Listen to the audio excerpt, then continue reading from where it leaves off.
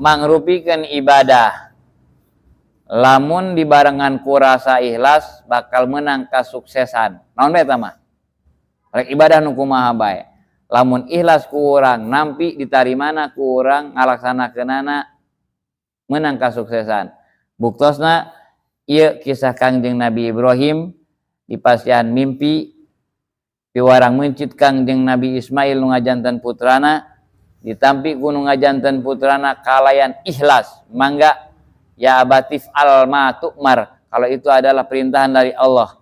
Yakin satajiduni insyaallahu minas sabirin, bakal mendakan bapak kakaula sebagai orang anu sabar.